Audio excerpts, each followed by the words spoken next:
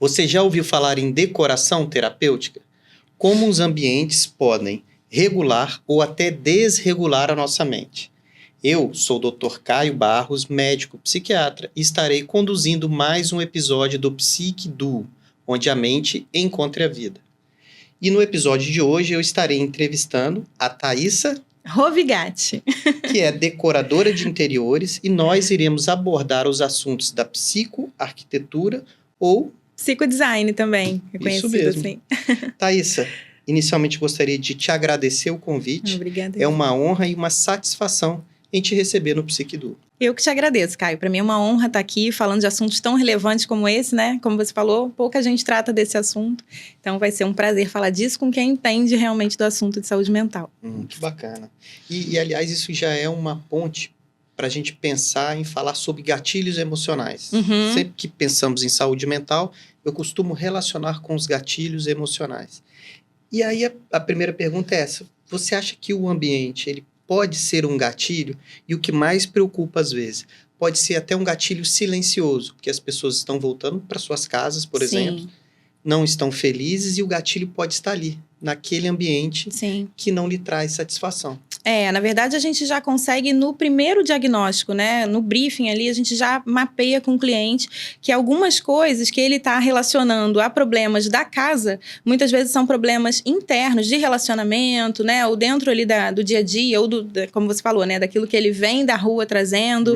E a casa, ela tem essa função de transformar aquela realidade. Porque se você entra num espaço que te acolhe, né? Aquilo ali já neutraliza os problemas que você deixou lá fora. E muitas vezes isso não acontece, a pessoa não sabe. Às vezes você não traz para casa, né? A casa te relaxa, você fala, nossa, cheguei em casa. Cheguei em casa, tem aquele local ali de relaxamento, né? E aí que é interessante porque talvez esse espaço, não só de casa, a gente pode transferir para um ambiente de trabalho e para outros locais, ele não é só estética.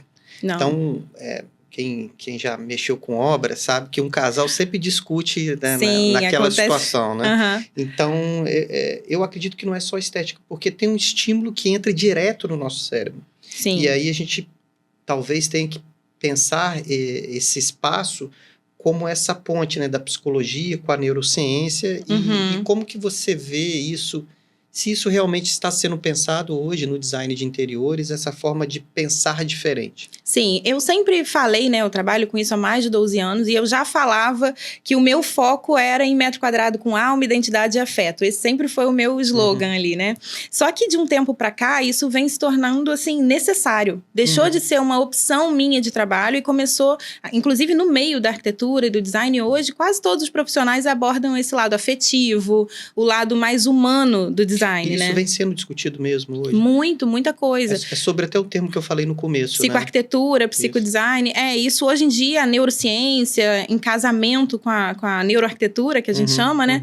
Tem sido, assim, realmente pautado esse assunto, porque cada dia mais a gente, inclusive assim, né, hoje em terra de tudo IA, tudo, né, muito tecnológico, cada dia as relações humanas se esfriando mais, então tem sido necessário que a casa tenha essa função reguladora, né, nas relações. É interessante, eu trabalho num local que tem vários andares, né, e aí é da parte da área de saúde, da parte médica, né?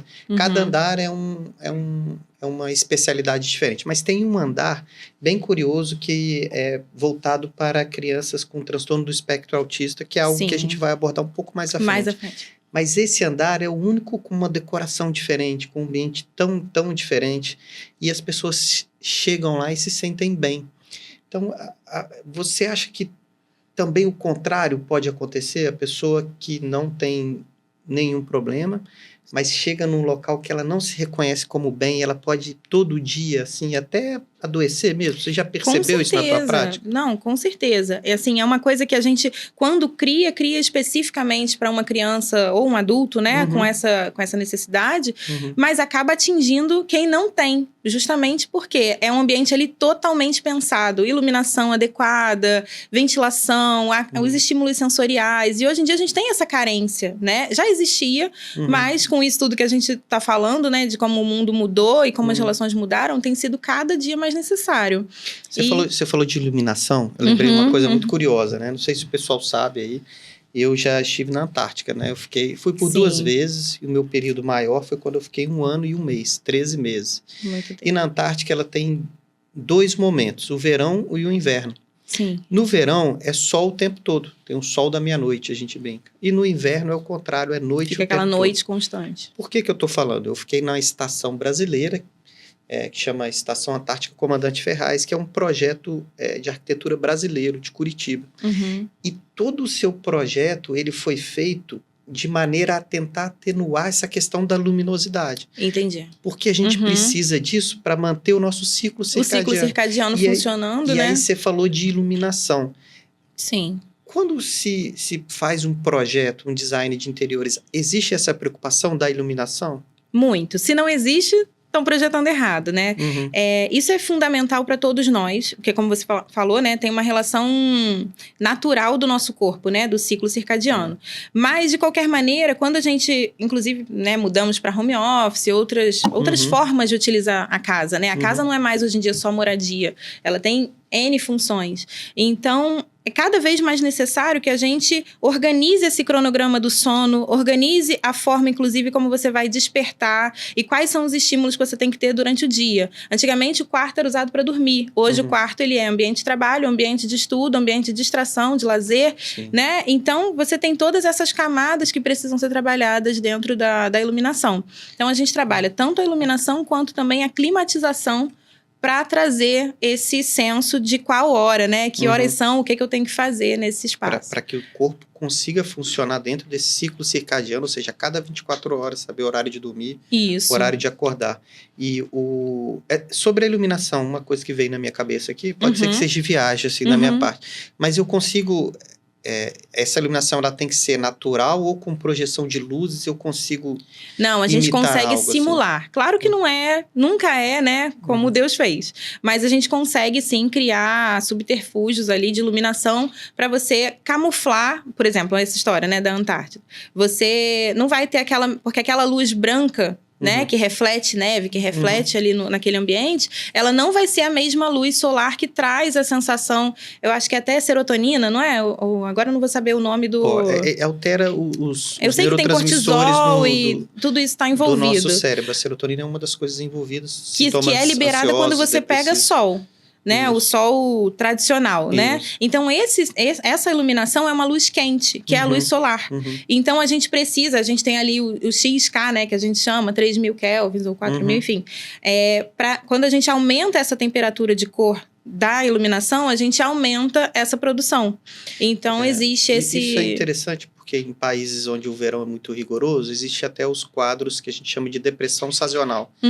No inverno aumenta muito a intensidade, justamente por redução da exposição solar. Até a taxa de suicídio também, tem gráficos que falam sobre isso. E aí, uma dos tratamentos é luzes que podem imitar a luz solar para tentar melhorar o funcionamento do nosso organismo, né? Além de a diminuição da exposição solar, diminui a vitamina D, que também possa ter relações. Também pode ser relacionado com isso. E é importante a gente falar isso sobre a iluminação com o paralelo da saúde mental, porque, por exemplo, existe um negócio que chama transtorno bipolar.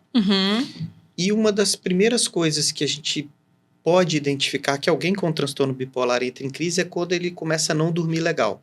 Principalmente diminuir a necessidade de sono quando ele entra em euforia. Ele acha que realmente não é necessário, né? Mas, às vezes, se eu tiver um ambiente que não me traz essa fisiologia correta de iluminação, se ele não for bem projetado, eu posso contribuir até para a desregulação de um episódio do humor. Olha que interessante, interessantíssimo. Né? Assim, a gente também consegue fazer isso, não é só a iluminação. Tem várias coisas, eles até têm um nome que eles dão do processo ali de desenvolver o sono. Terapia do sono, alguma coisa, agora eu não me lembro o nome. Tem a higiene do sono. Higiene do sono, isso mesmo. Chama medidas de higiene do sono. Exatamente isso que eu queria lembrar. Eu tenho alguns clientes que já fazem, né, já aderiram a esse costume, e aí a gente colabora com isso como? Não não é só a questão da iluminação. A climatização do ambiente, a cor que a gente vai utilizar nesse espaço, a textura das coisas, roupa de cama, tem várias coisas que favorecem. O pillow top ali do seu colchão, a forma como esse colchão é pensado para cada cliente. O pillow top é o quê? Que esse aí eu não sei não. O pillow top você já vai querer trocar, né? Então, existem colchões que são mais...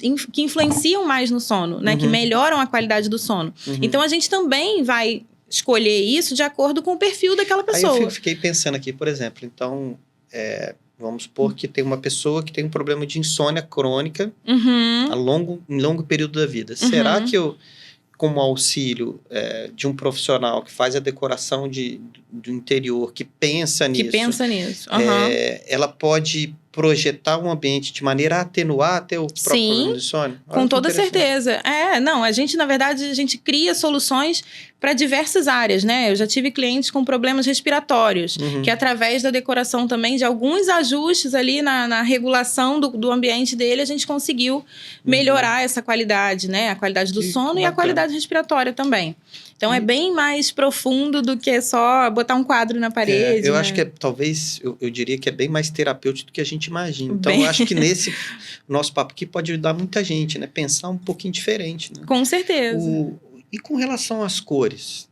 Eu até trouxe aqui meu material. Tem várias cores ali diferentes. Eu não sei por que ela trouxe isso, mas eu não vi as cores aqui. Eu falei, vou perguntar uma coisa de cores. Pensando em vocês que perguntam no Instagram sempre, que cor é essa? Mas tem isso também, a cor influenciar o comportamento das pessoas? Tem, eu tenho até um caos, né? Que eu sou mineira, então tem sempre um caos para contar. E aí tem uma situação que eu vivi no início da minha trajetória profissional, assim, achando que eu ia arrasar, né? Falei, vou fazer uma reforma no quarto da minha mãe. E não sabia ainda do quanto isso impactaria. E aí escolhi um verdinho, porque eu sempre penso que o verde não faz mal a ninguém, né? Um verdinho é uma cor da natureza, todo mundo gosta e tal. Só que eu escolhi um tom de verde muito suavezinho, aquele menta muito clarinho. Tá, achei que era suave, que era bom para ela. Só que eu não tinha ainda o estudo da personalidade dela dentro do design de interiores para poder entender o que ela precisava. O que aconteceu? Passou pouco tempo, ela ficou num desânimo, numa tristezinha, assim. Só que eu não conseguia entender que aquilo estava correlacionado ao projeto que eu tinha feito. E aí, depois de muito perguntar, muito questionar e tal, ela falou, não tô me sentindo bem nesse quarto, eu entro aqui, me dá uma tristeza e tal. Eu vejo esse verde que me incomoda. Aí ela confessou, eu acho que ela tava assim, medindo as palavras, né? E aí, quando ela falou do verde, eu fui pra minha professora na época, eu ainda estudava, e fui perguntar. E aí, a gente identificou. Aí, eu falei, realmente, a minha mãe tem, sim, alguma coisa de infância relacionada ao hospital. E aí, eu percebi que eu tinha pintado o quarto dela na cor do hospital que ela remetia no tempo na infância dela. Tinha aquela lembrança, que ela passou como, assim, visitando uma pessoa muito querida no hospital e que aquilo ali gatilhava, né? Então, o que acontece? Muitas vezes a gente escolhe, né? Eu até brinquei agora falando aqui, muitos seguidores olham alguma coisa no Instagram e perguntam, que cor é essa que você usou no projeto tal? Quero copiar na minha casa. Só que a cor, ela tem uma influência direta. Então, tanto a gente fala, né, sobre a questão da matiz, por exemplo. O que é a matiz? Aqui, tudo é verde. Todos eles são verdes. Só que esse verde comunica uma coisa e esse verde comunica outra. É engraçado, eu olho assim, você tem um verde que me atrai mais do que o outro tom. Que se torna mais aconchegante. Mas provavelmente não... Cada um vai ter um sentimento diferente. Exatamente. Aquele verdinho que pra mim era relaxante, pra minha mãe era depressivo. Porque uma vez eu já tinha lido em alguma coisa sobre... Eu já li momentos de decoração para ambientes de hospital e de unidades de atendimento, até de saúde mental mesmo. Eu sempre me questionei, será que se o ambiente for decorado de um jeito, eu posso contribuir para a redução das agitações que acontecem em pronto-socorro de psiquiatria. Sim, aqueles emergenciais, né, surtos. E aí eu tinha umas correlações dizendo que azul e verde gerariam segurança e calma. Você já citou que talvez não seja para todo mundo. Amarelo, estímulo cognitivo, e o vermelho, risco. O vermelho, risco. Eu também tive uma outra situação de um casal de clientes que eles estavam recém morando juntos, né? E aí ele adorava o vermelho. Ele era aquele cara mais do urbano, que gosta de um ponto vermelho na decoração, sabe? Então, a casa era bem industrial, tinha alguns toques de vermelho, ok. Quando eu fui fazer o projeto, e aí conversando com a esposa, eu percebi que ela tinha um comportamento muito irritadiço. Sabe aquela pessoa que naturalmente, meio colérica, né? Naturalmente, ela já se irritava com facilidade. E aí, ela falava pra mim, eu detestei esse quarto. Ele pintou, mas eu tô com muita raiva. Aí ele, mas eu fiz um quarto do amor. Ela falou assim, olha esse vermelho, eu tenho vontade de... Eu acho que ele foi assim com uma ideia lúdica de quarto romântico. Só que ela queria matar ele. E era muito óbvio pra mim que quando eu cheguei no ambiente... A sorte que era atrás da cama. Porque se fosse na frente, já tinha dado um assassinato. E aquilo realmente agitava muito ela. Sim, mas, assim, não é à toa que grandes fast foods são vermelhos, né? Então, assim, tem uma relação naquilo que gera isso de uma forma geral, né? Por exemplo, a fome vai ser incentivada em todos nós através do vermelho e do amarelo. Isso é natural para todo mundo. Só que tem tons, como eu falei, tem matizes e nuances que a gente pode diminuir para agradar mais a um. Tons de vermelhos diferentes. Então, seria o vermelho do amor, não seria o vermelho do amor intenso, não é o vermelho. Não, mas assim, aí realmente uma pessoa que é muito colérica, o vermelho não é bom em nenhum momento, porque vai potencializar aquela raiva dela.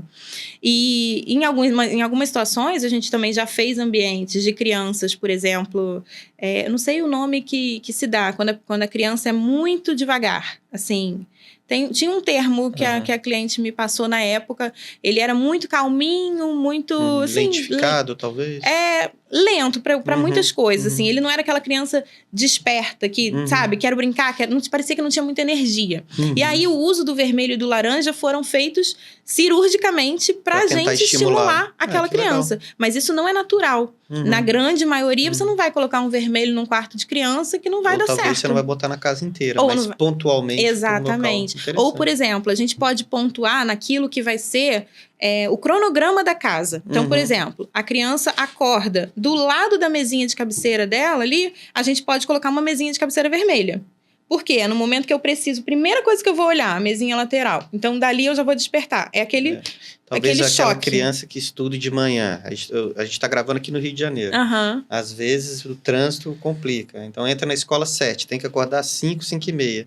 Sim. A criança que tem dificuldade, talvez seja uma dica. Talvez seja uma dica, já pode... Já dá aquele... Já desperta, né? Ou, por exemplo, uma luz também que pode ser dimerizada, né? Você pode calibrar aquela iluminação, que também tem a ver com a higiene do sono, né? Você pode calibrar essa luz. Aquele que você gira, aquele negocinho vai aumentando. O dimmer, aquele botãozinho. Você gira aquilo ali e deixa ele baixinho no momento de anoitecendo, né? Hoje em dia dá pra fazer isso até nos aplicativos, né? Na Alexa. Mas você consegue... De manhã, já dá um choque de luz naquela criança, né? Claro que não é um balde de água fria, mas acaba funcionando como um despertador. Eu lembrei de criança relacionando com relação de adultos, porque uma vez eu atendi uma pessoa que ela reclamava muito do comportamento do marido, que ela falava que parecia criança, porque ele era muito bagunceiro. Tá. E aí eu fiquei vendo você falar, escutando, e pensei, será que a gente poderia pensar na decoração de um ambiente para as pessoas mais bagunceiras, para ajudar até no relacionamento do casal também. Assim, e tem muita briga de casal por conta disso. A gente brinca que a gente é quase psicóloga mesmo dos clientes, porque a maioria das vezes os opostos se casam. Mas é isso que atrai. Mas depois... é isso que atrai, mas depois é isso que gera os conflitos, né? Mas eu acho bom, só que a gente consegue... dimensionar isso de uma forma que você consiga auxiliar. Por exemplo, às vezes a própria rotina. Uma pessoa que trabalha de madrugada, aí o cônjuge trabalha à tarde. Então, os horários de sono são diferentes. A gente consegue, tanto com a iluminação quanto com a decoração, alterar isso e criar saídas dentro da própria casa que a pessoa consiga ter uma rotina separada da outra e não gere tanto problema, né? Ou de repente, também, para que ele gere menos bagunça, certo? Não, então, aí falando sobre a bagunça, eu sempre alinho os meus projetos ao personal organizer. Eu acho super importante. Essa profissão, ela é muito banalizada, parece que é uma coisa, assim, desnecessária. A gente negligencia muito a organização, só que a ordem, ela tem uma função no nosso organismo também, né? E naturalmente a gente percebe que quando o cliente chega, às vezes... Sabe essas pessoas que mudam tudo de lugar o tempo todo? Já te contei mais ou menos um caso que eu passei sobre isso, que deu super certo, a live bombou e acabou até que a gente fez outras coisas voltadas para esse assunto. Quando a pessoa tem essa mania, eu tenho o hábito de mudar tudo de lugar, às vezes aquela necessidade de reorganização externa é uma necessidade de mostrar uma desordem interna. Isso pode acontecer muitas vezes. E então, a gente percebe que, às vezes, uma pessoa do casal é muito desorganizada, ou você tem 2 filhos, um é super organizado, o outro é desorganizado. São criados iguais. A gente sabe que tem personalidades diferentes, né? Outras coisas do DNA que eu não vou saber falar. Mas a gente percebe nitidamente que isso é uma necessidade, sim, de mostrar alguma coisa para o mundo que precisa ser resolvida. Eu acho que quando as coisas são muito intensas, assim, e aí intensificam as brigas e discussões em relacionamentos, por exemplo, é algo que talvez a gente tenha que investigar com mais calma se não tem alguma coisa por trás, né? Com certeza. A gente sempre faz esse estudo de caso muito mais, assim, tentando entender o quem. Porque o quem é mais importante do que o entorno da casa ali, entendeu?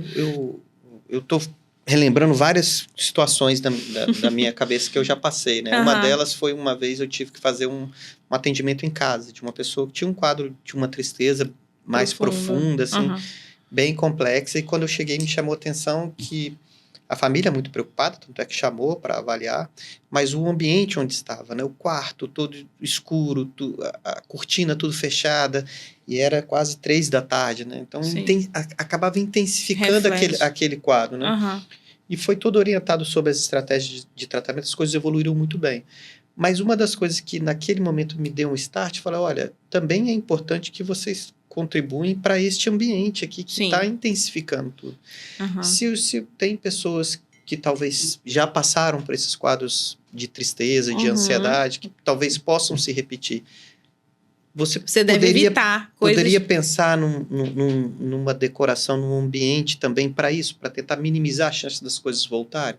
Sim, a gente consegue fazer um tratamento, né, mais profundo, assim, mais prolongado. Mas, inicialmente, abram as cortinas. Eu sempre falo isso. Abra a cortina, vamos ver o que tem. Às vezes, realmente, a gente chega num apartamento para fazer um projeto e o que tem para além da janela é um outro prédio. Você não tem muita coisa e aí a pessoa acaba ficando meio refém. Mas aí a gente tem outros recursos. Por exemplo, uma coisa que a gente já criou algumas vezes foram clarabóias artificiais. Que dá essa sensação de luz natural entrando, de uma abertura. Mas a minha ignorância de novo. O que é essa clarabóia? Eu lembrei do negócio de como é que é? De caixa d'água. Não tem nada a ver com isso, não. Não tem nada a ver com isso. Não, é quando tem aquele corte no teto que você consegue ver o céu. Só que em apartamento você não tem como, que você vai ver, né, a casa do vizinho. Mas a gente consegue criar um artificial com gesso e painel mesmo? De LED e tela tensionada. A gente tem recursos, claro que não é uma coisa tão acessível, não é todo mundo que tem, mas é um recurso interessante para quando a gente não tem janela, não tem para onde abrir, não tem o que fazer, é uma possibilidade. Outra coisa é, realmente, a limpeza e a organização vão fazer muita diferença.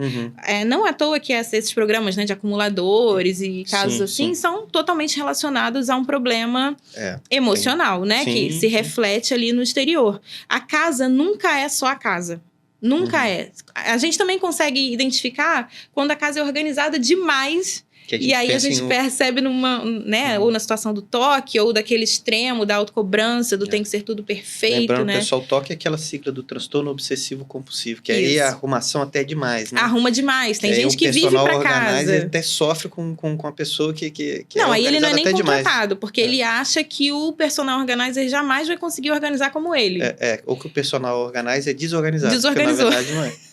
É porque tem um método de organização que é só dele, né? Então, a gente tem que se colocar ali realmente como um ajudador. Para entender a situação, entender o caso e conseguir manipular de alguma maneira que não agrida também a identidade da pessoa, né? Porque você também não pode ser radical. Chegar lá, a pessoa tá nesse quadro, como esse seu paciente. Se eu chego lá, pinto tudo, deixo tudo branco, abro as cortinas, boto tudo claro, eu vou chocar essa pessoa. Ela vai para um outro extremo que pode gerar até uma crise. Trazer ela na participação do projeto? Trazer para participação. Isso é uma coisa que a gente faz muito.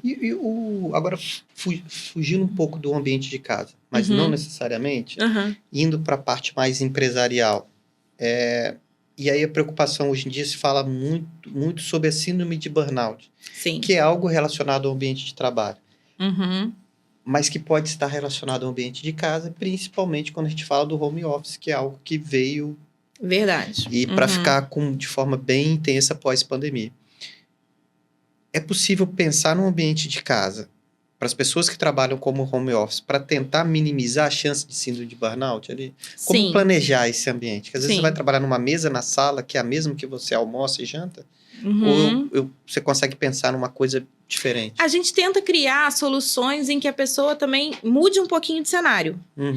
Claro que tem situações num apartamento muito pequeno, uma casa muito pequena. Às vezes a pessoa mora num loft, não tem condição dela separar tanto. Mas a gente consegue, com a nossa expertise, criar soluções de marcenaria ou, enfim, de alguma coisa reversível que abre aqui uma cortina, puxa aqui uma porta de correio, enfim, um ambiente se transforma. Às vezes eu brinco que a pessoa, mesmo trabalhando em home office, ela tem que ir para o trabalho. Sim. Então ela tem que mudar a roupa, botar a roupa como se fosse para o trabalho, se maquiar ou tudo, sentar naquele ambiente, exatamente trabalhar. Isso, eu falo muito depois isso. sair como se fosse para um outro ambiente, voltando para casa. Tira a roupa. Eu mesmo passei por isso. Quando a gente entrou na situação da pandemia, fecha escritório, não sei o que, abre em casa, eu criei um degrau na minha casa, que é o degrau do trabalho. Então, assim, eu subi ali, é uma personalidade. Desci dali, não é uma personalidade, mas é uma persona, né? Sim, a persona profissional e a persona pessoal. Isso é super necessário. Porque realmente a gente ativa uma chavinha. Uma coisa que eu percebo muito, que tem mais a ver com o seu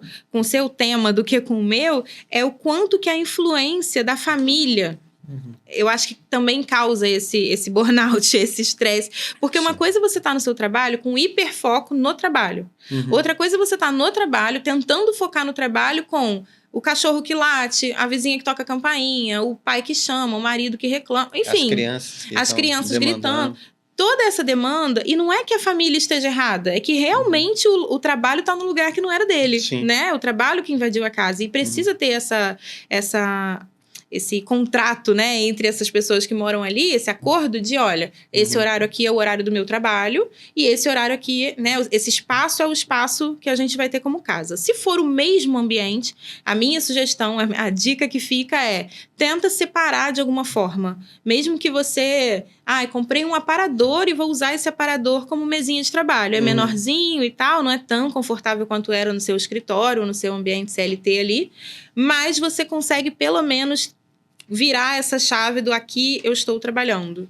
Né? Você falou dessa questão do burnout em casa, desses vários papéis que se tem, né? Principalmente da mulher, às vezes, esposa, cuidar dos filhos, aí trabalhar. Para fazer comida, tudo. Botar roupa na máquina. E aí eu lembrei de uma outra coisa que, não sei, nem todo mundo fala, mas que chama burnout do cuidador.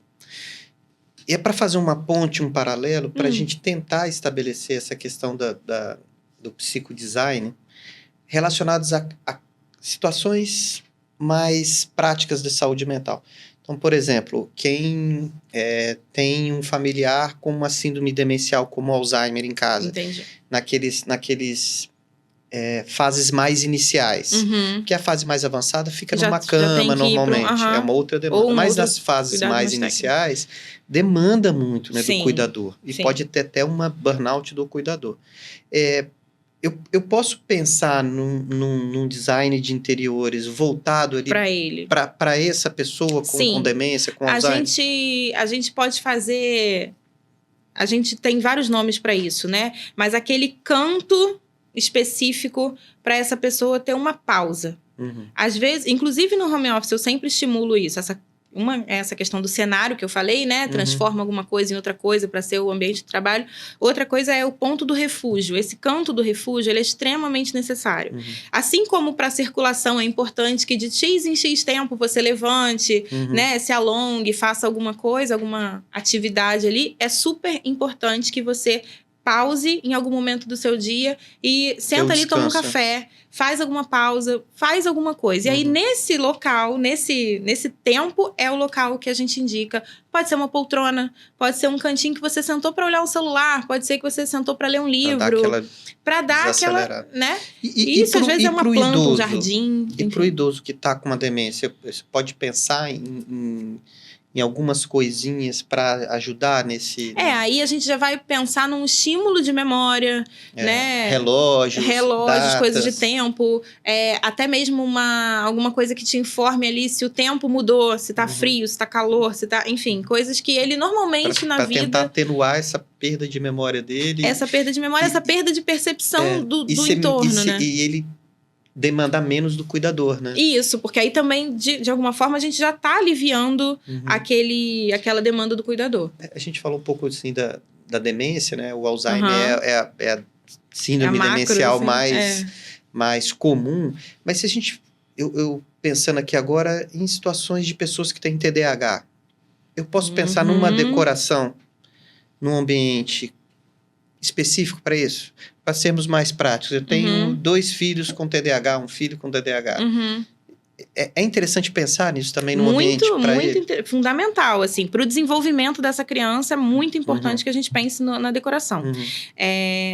Se você for analisar, e você sabe disso melhor do que eu, não são todos iguais, né? Não, Quem tem TDAH, um vai desenvolver uma coisa, outro vai desenvolver de outro, assim como TEA, né? Até porque tem um tipo mais desatento, tipo mais impulsivo, hiperativo. Hiperativo, E aí a questão da desorganização do ambiente dentro de alguém com TDAH mais hiperativo. Pode piorar, né? Pode piorar muito. Tudo influencia. Por exemplo, a gente precisa saber em que grau que a coisa está e né? Pra gente poder saber qual direção tomar.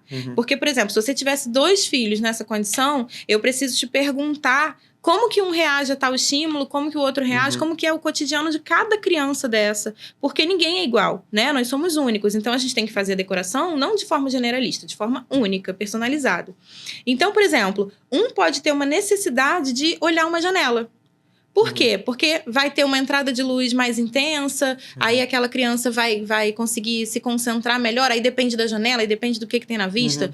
A posição da bancada de estudo dele vai ser uma, a posição do outro, que já é aquele que é mais disperso, que perde atenção muito rápido, se eu coloco ele debaixo da janela, passou uma borboleta, ele não sabe nem o que ele estava fazendo mais. Então, a gente precisa ter esse estudo da unicidade da pessoa, quem ela é, para saber o que ela precisa. Parece muito com a parte médica, né? Antes a gente sempre de pensar numa hipótese diagnóstica, que exame a gente tem uma anamnese, numa entrevista. É bem isso tem mesmo. Isso, né? Porque a gente não pode colocar todo mundo na mesma caixa, né? TDAH faz isso, TEA faz isso. Não tem um projeto pronto já, TDAH é isso. Não, por isso que a gente, é um estudo constante, né? Dentro do design, assim como dentro da medicina, é um estudo constante para você... Inclusive porque hoje o número de crianças que têm nascido, né, nessas situações é muito maior. Vem tendo um aumento do diagnóstico. Vem se falando mais sobre assuntos, ou isso faz também. mais diagnóstico e outras coisas que são hipóteses aí, né? E uma aí, delas é o excesso de tela, sabia? De excesso de tela. Não, com certeza. Curiosa. A gente vai falar sobre isso também.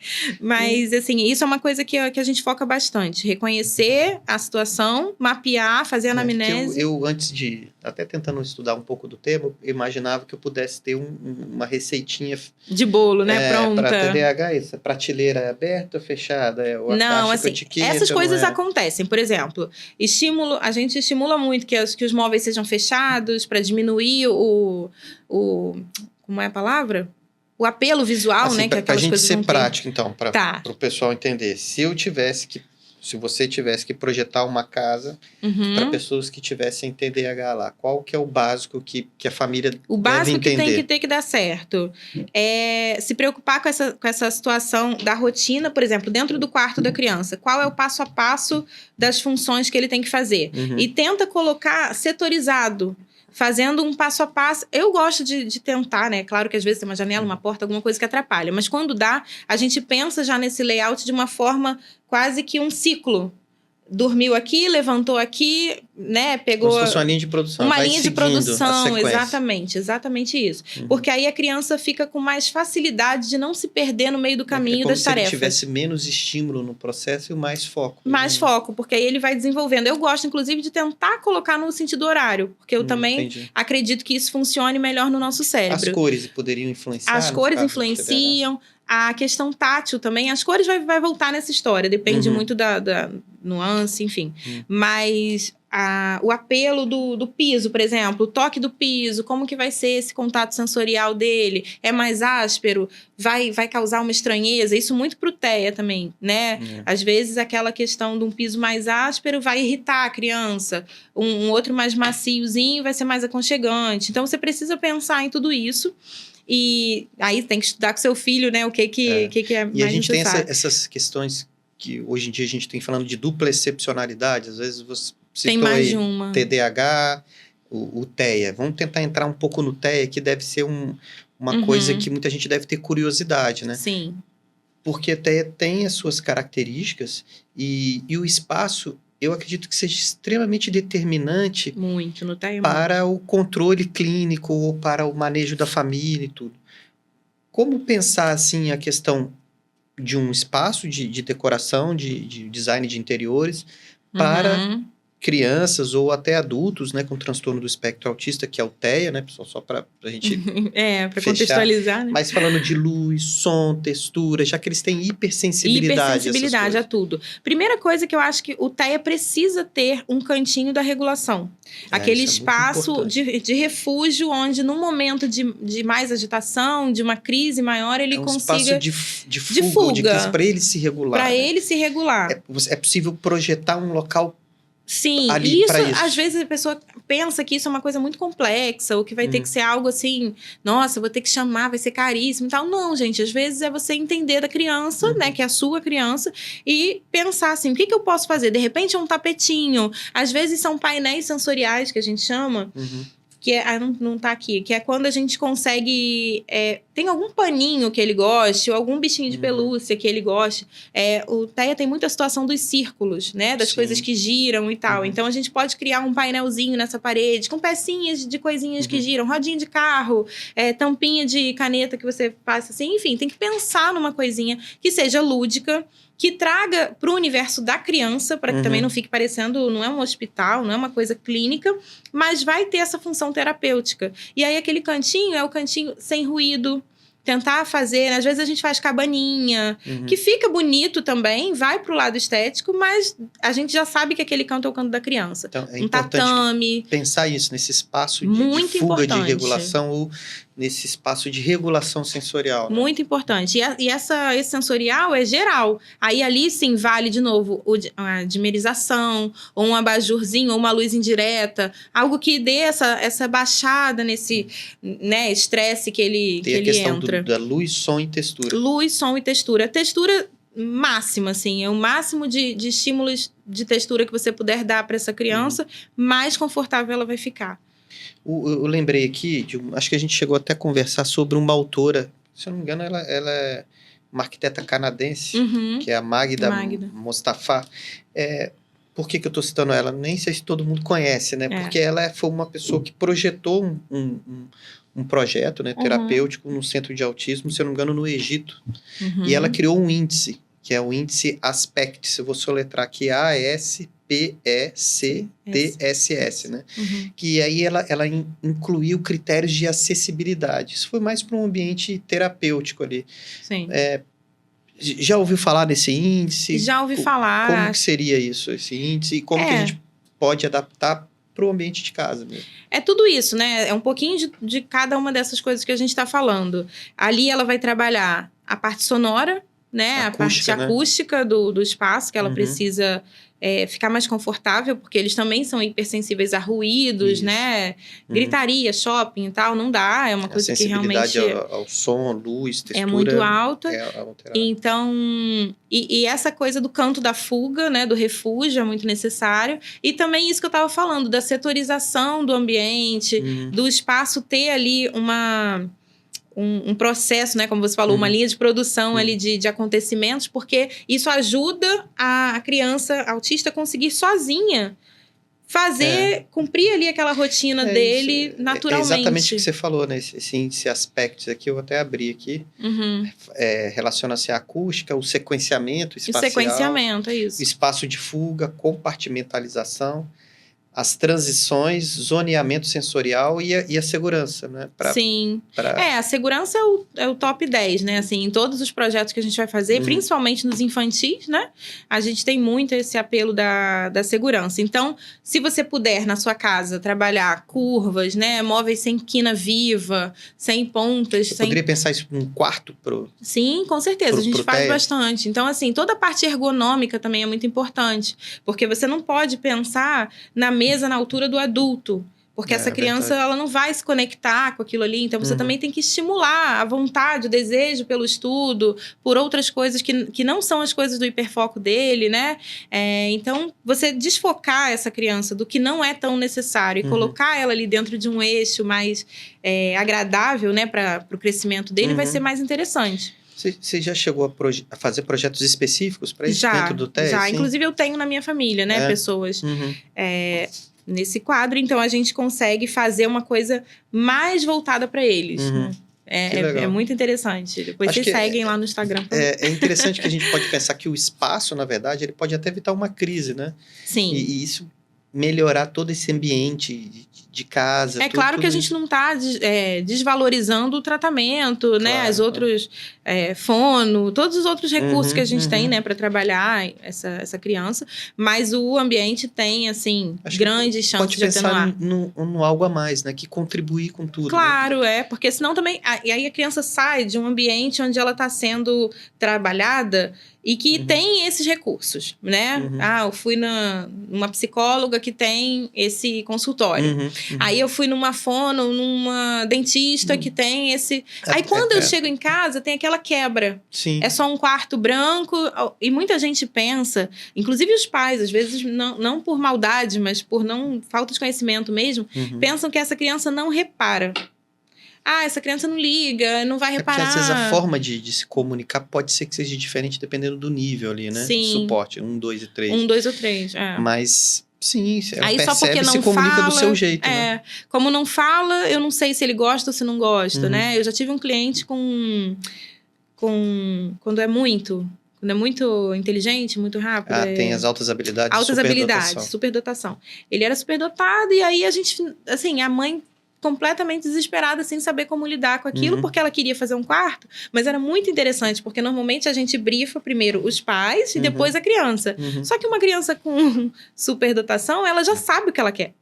Então, ele sabe o que ele quer, ele já tinha estudado antes, ele era quase arquiteto. É importante falar isso também, que as altas habilidades de superdotação não quer dizer que a pessoa é super, nem hiper, e nem que vai ter sucesso sempre na vida. Sim, sim. Tem muitos conflitos associados. Não, então inclusive essa criança, ele tinha muitos problemas de relacionamento. Exatamente. E aí, essa ideia do projeto, ela veio justamente para amenizar isso. Então, qual era o plano? A gente fez o projeto como ele já tinha, né, imaginado, idealizado na cabecinha dele, mas a gente foi incluindo coisas, por exemplo, não era para ser o recanto dele, era para ser o recanto dele, mas também para ele receber amiguinhos, para estimular a coisa do trabalho em conjunto, porque ele na escola não conseguia trabalhar em dupla. Você estimula uma dificuldade que ele tem, mesmo talvez ele tendo altas habilidades em determinado área. Exato. A gente usou, na verdade, uma necessidade que ele tinha, a gente usou um desejo que ele tinha do quarto decorado para valorizar o desejo dele de trazer outra pessoa para olhar o quarto dele.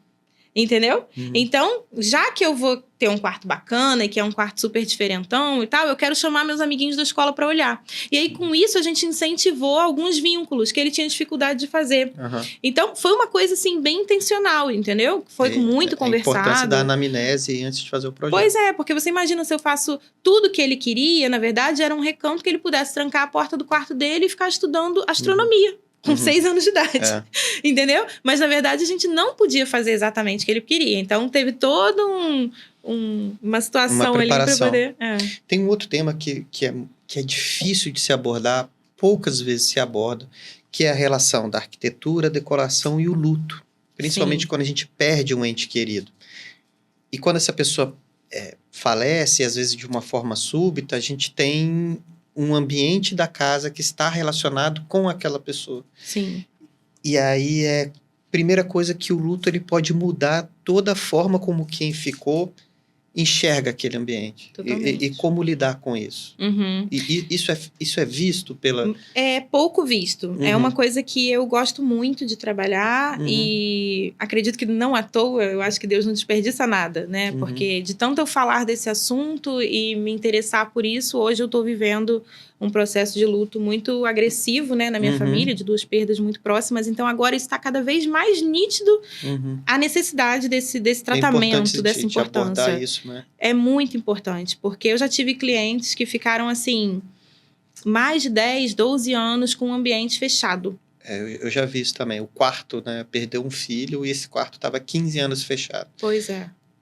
O design de interiores pode ajudar nesse processo, que cada um tem o seu tempo, mas nesse momento de como lidar com isso? Sim, é claro que a gente que perdeu, né, a gente não quer que aquela pessoa seja esquecida.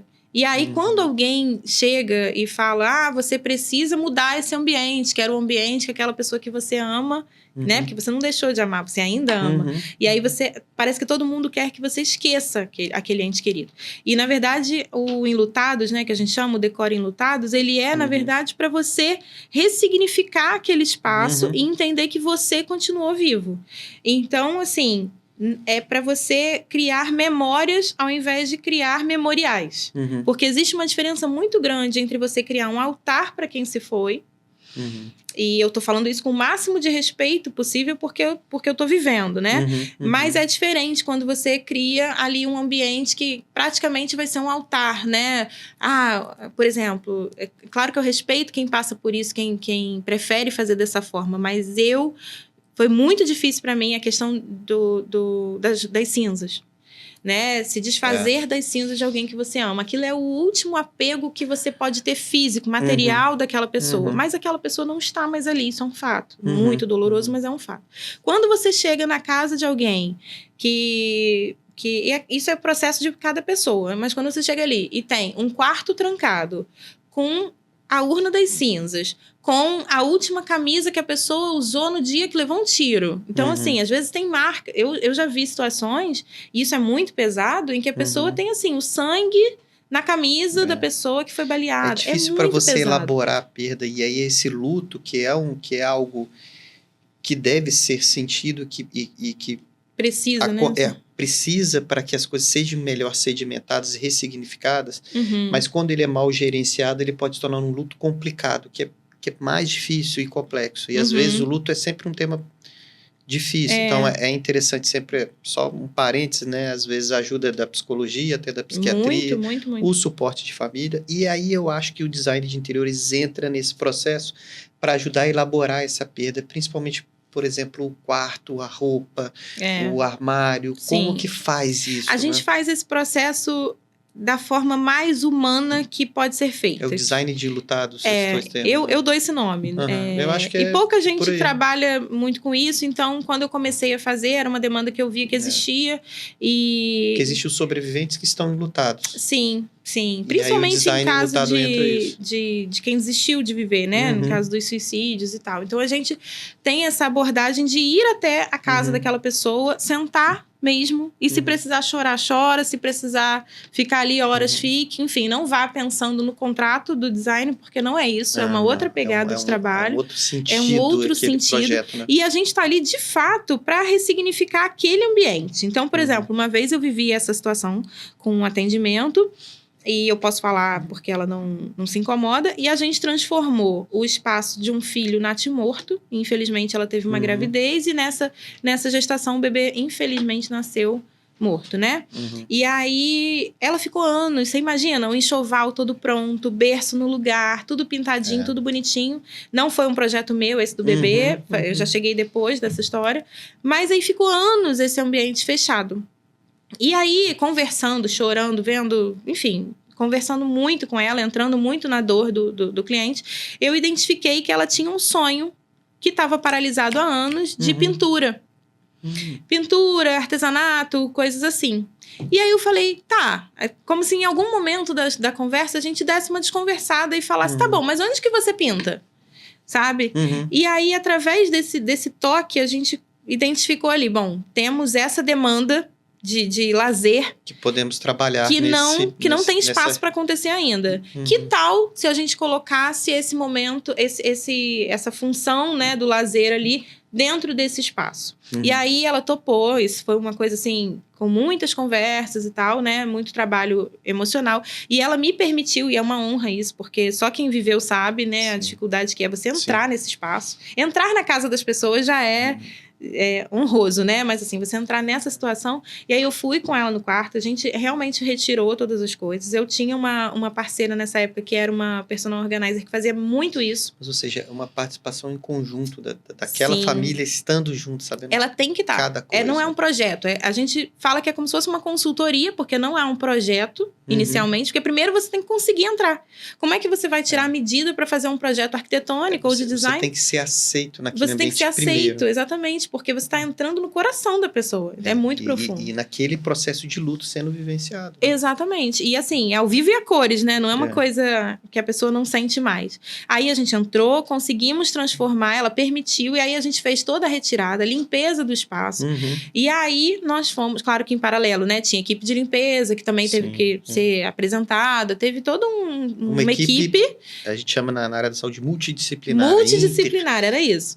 Pra gente conseguir acessar e conseguir fazer essa transformação. Foi muito bonito, muito bacana. E aí, depois disso, a gente fez mais alguns. Mas esse foi um caso, assim, que foi mais grave, né? Porque tava há anos ali, imagina, berço na casa. O que envolve uma criança sempre mexe, traz um sentimento a mais. Maior ainda do que se fosse dentro desse processo de luto e decoração, também eu já vi alguns espaços chamados de espaço refúgio, que eu acho que pode trazer sentido também para algumas pessoas que estejam passando que estejam vivenciando isso agora, que estejam nos ouvindo. Pensar nisso, que a ideia não é apagar a memória de nada que foi, mas preparar este ambiente pensando também que espaços de refúgio, no sentido de você ter um canto de silêncio, um jardim, um espaço de contemplação. Os jardins, eles têm muito essa função, né? Porque naturalmente aquilo ali a gente já se conecta, né? A natureza, a conexão disso com o ser humano tá no nosso sangue mesmo, não tem jeito. Então, quando a gente tem esse encontro com a natureza, naturalmente já dá aquela acalmada, organiza um pouco mais a sua cabeça, né? Então, a gente faz bastante esse canto contemplativo. Pode ser um jardim de inverno dentro da casa. Às vezes não às vezes não dá para fazer isso. A gente faz o que a gente chama de urban jungle, né? Que é quando a gente coloca várias plantas dentro da casa, dentro de um apartamento. Porque o grande perigo é você ter também uma expressão meio cruel, mas que chama um santuário congelado. É bem isso. Que é um memorial, que aumenta a chance desse luto complicado. Então, trabalhar isso, né? Sim. Porque o luto também pode morar na casa, mas às vezes o espaço, quando ele é bem elaborado, ele permite que a vida continue. Sim. E que esse luto não se torne complicado, que ele tenha ressignificação. Não, você pode, por exemplo, porta-retratos, às vezes você quer manter ali, né? Eu fico brincando, assim, com a questão de você manter a memória da pessoa viva, mas não tentar manter a pessoa viva. Sim, perfeito. Porque não tem como, mas a memória você pode manter viva, né? E deve, então, e é isso. E é isso. Uma coisa, assim, que acho que é pouco falada é a questão da memória olfativa.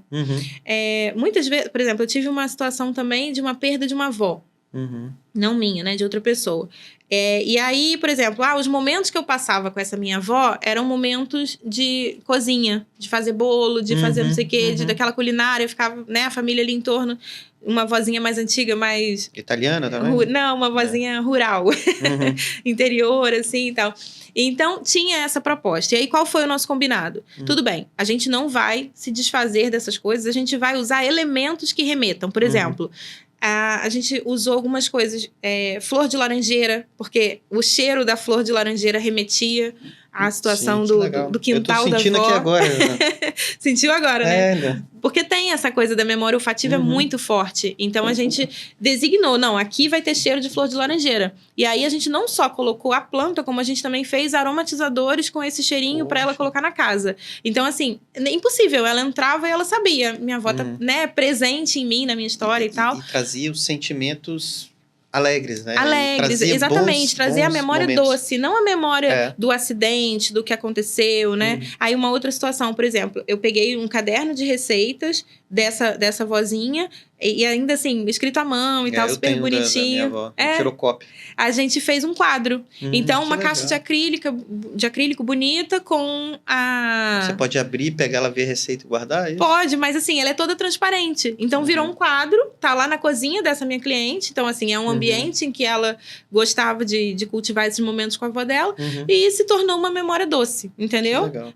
A coisa pode ser mais leve, Você citou várias coisas da natureza aí. Sim. Vamos mudar um pouco o foco, pensar nos ambientes que podem regular a saúde mental.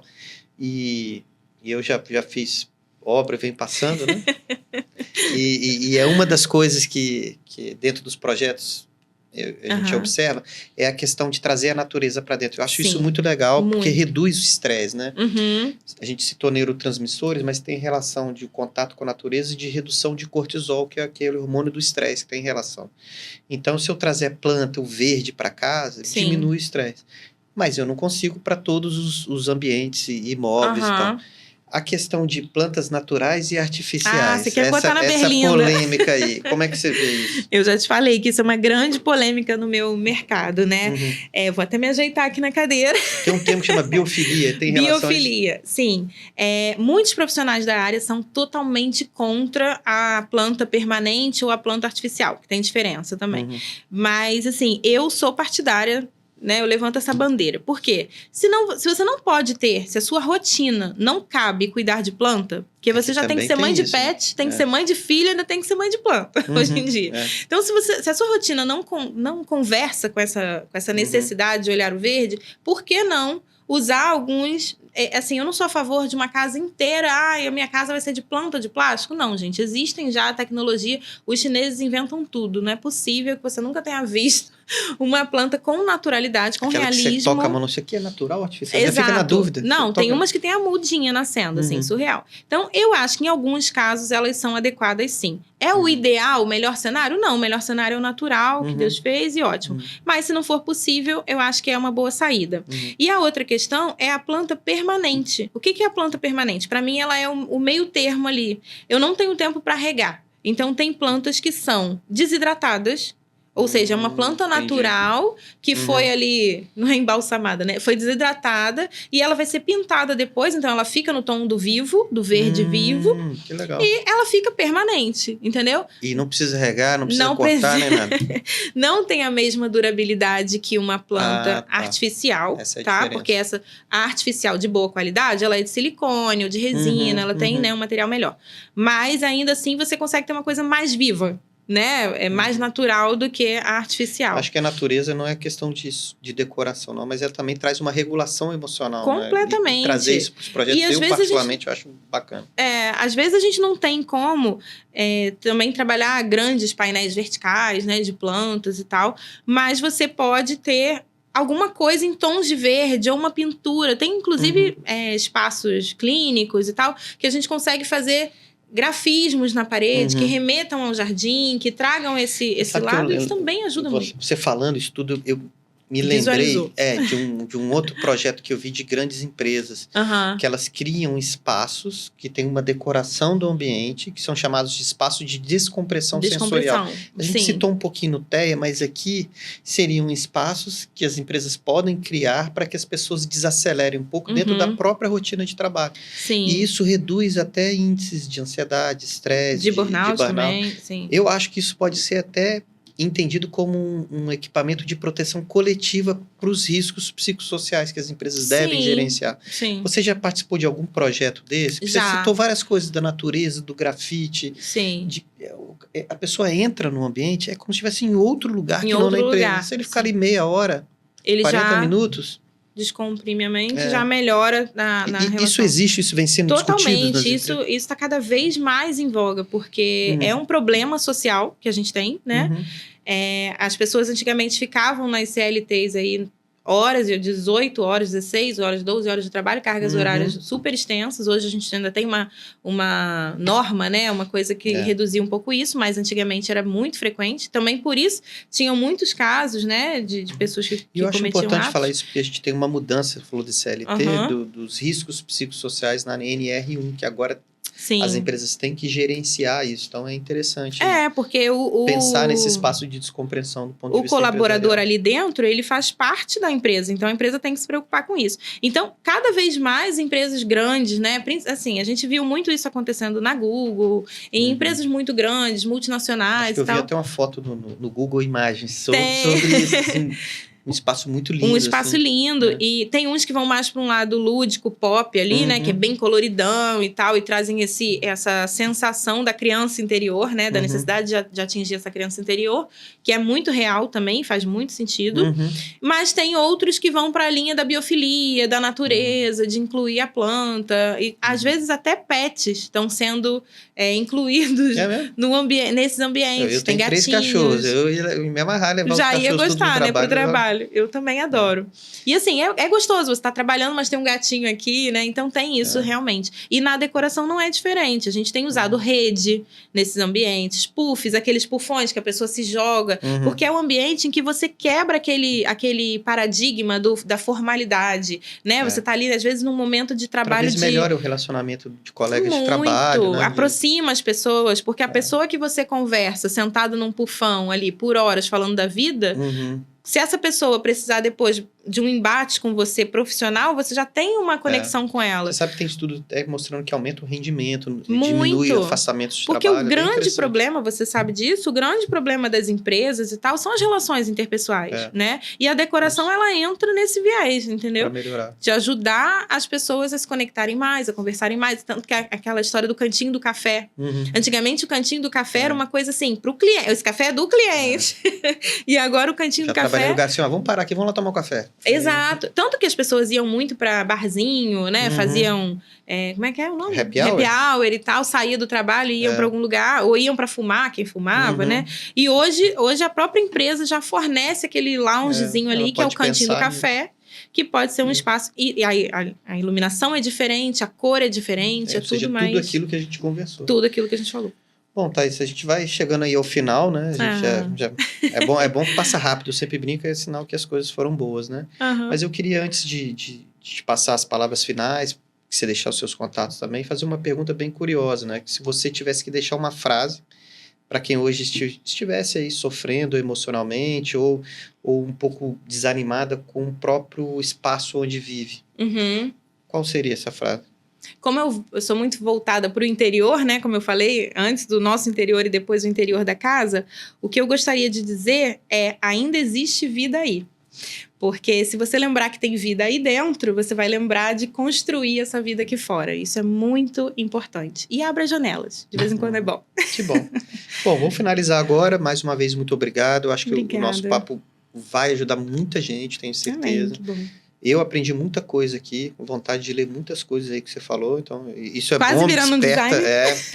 Estudar mais sobre o assunto, nas obras que eu costumo que você for fazer, então, se meter, né? E já enxergo as coisas com outro olhar, mas tudo tem um porquê, né? Obrigado mesmo, e queria deixar aberto para suas palavras finais e principalmente deixar os contatos, que eu tenho certeza que muita gente ficou curiosa e quer saber mais do teu trabalho. Ah, que bom. Foi uma honra participar. Realmente esse assunto é muito relevante. Tem pouca gente trabalhando isso, né? E cada dia tem sido mais necessário.